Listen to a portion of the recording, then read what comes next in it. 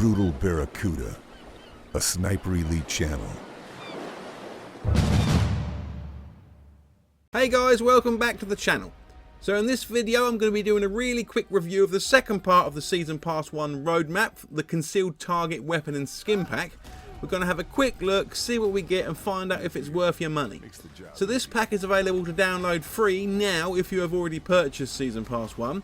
For those who have not bought Season Pass 1, this pack is available separately for £8.99 or I think $9.99. Now these are the Steam prices, I'm not sure of the console prices. But what do we get for our hard-earned cash? Well, let's take a look. First up, we get a Ghillie suit character skin for Carl. Huzzah! Many people have been requesting this and it's finally here.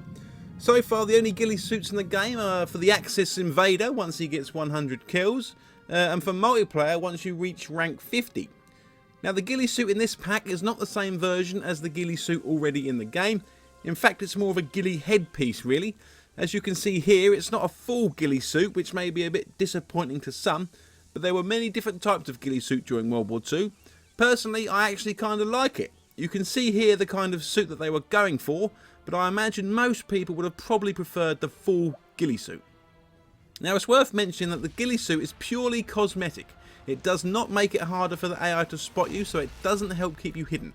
Although if being invaded by an Axis sniper or playing multiplayer, it will likely make you harder to spot if you are hiding amongst the foliage. The Ghillie suit is available for Carl and Monica, which means you and a friend can play co-op together both wearing a Ghillie suit, which should make invading a co-op game a little more interesting.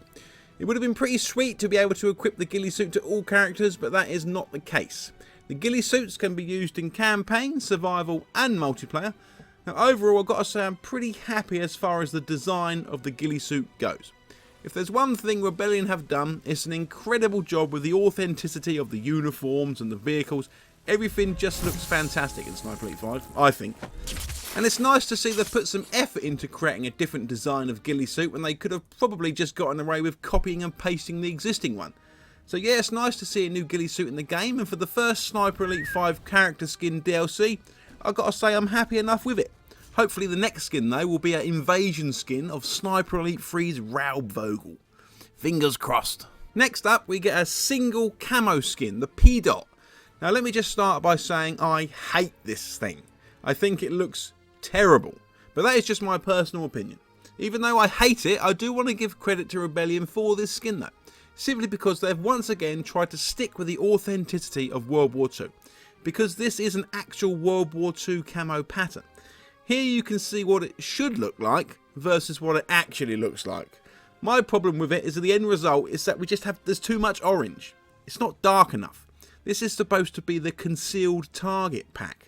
I'm not being funny, but I wouldn't say a bright orange skin is particularly concealing. I think the skin needs to be redone, darken it down a bit, and make it a bit more brown than orange. But honestly, I don't think that will happen. Then again, maybe I'm just a miserable old git and the majority of people might actually like it. Who knows? I just don't want this game to end up looking shit because people have ridiculous skins and running around with brightly coloured weapons. Just keep it authentic, Rebellion.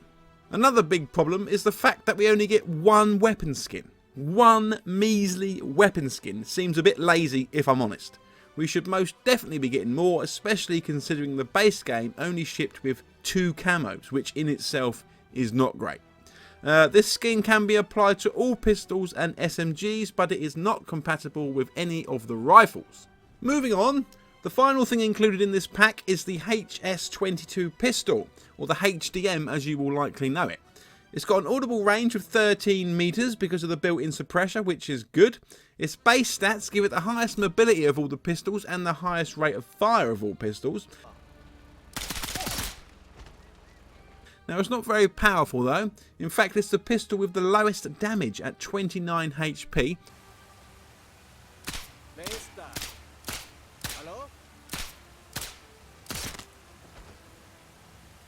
But this is to be expected as it has a base rate of fire of 600 rounds per minute. Now it's important to remember that these are the stats for the unmodified version of the gun. If you're looking for a pistol with a high rate of fire whilst keeping incredibly quiet, then this could be the pistol for you. When modified using the lightning bolt receiver, you can get the rate of fire even higher, up to 690 rounds per minute. The next closest pistol as far as rate of fire goes is the Luger with the lightning bolt receiver and the SS Hyder muzzle at 607 rounds per minute. But that comes with an audible range of 70 metres. The next best pistol with a high rate of fire and good audible range would have to be the M1911 with the M27 suppressor and the 22 stealth conversion receiver, which comes in at 575 rounds per minute, and a slightly higher audible range of 19 metres, which is 6 more than the HS22. Using the extended carbine barrel, we can improve the damage slightly up 10 to 39 HP, but at the cost of mobility and control. Also, if we add on the lever fast loader, we can get the reload time almost down to 1 second, which is pretty damn good.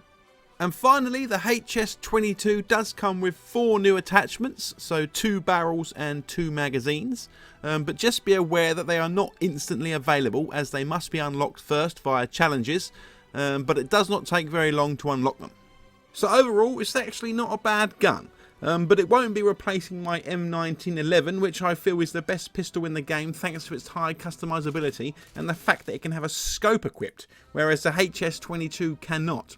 And I must admit, I do love to make my M1911 into a mini sniper.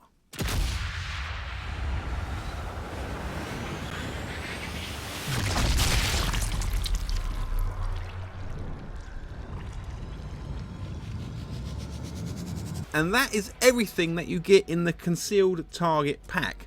2 ghillie suit skins for use in single player survival and multiplayer. A gun camo which can be applied to all pistols and SMGs, but I'm not sure why you would ever want to use it.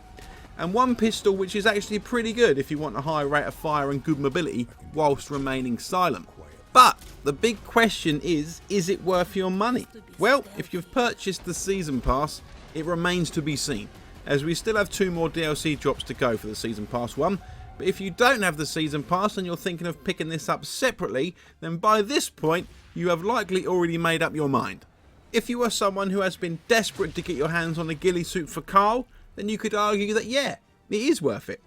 If you're someone looking for a new pistol with a high rate of fire, good mobility and a very low audible range, then again you could argue that yes, it is worth it. But personally, I just don't think there is enough included in this DLC to warrant almost £10. The fact that we only get 1 weapon skin is pretty bad, and that doesn't include the fact that the weapon skin looks terrible. The ghillie suit, whilst I think it's pretty cool, it isn't something that I simply have to have, you know, I can take it or leave it. And the fact that we only get 1 weapon is also pretty bad.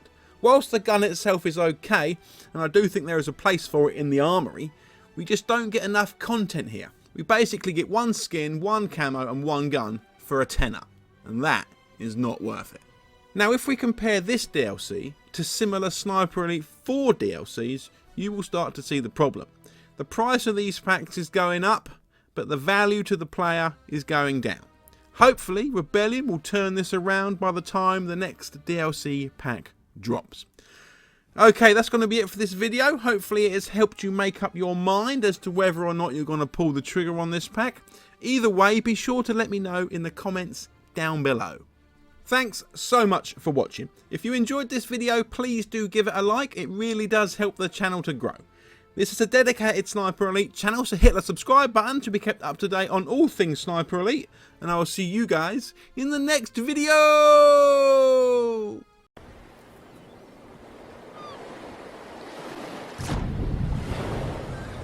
Brutal Barracuda, a Sniper Elite channel.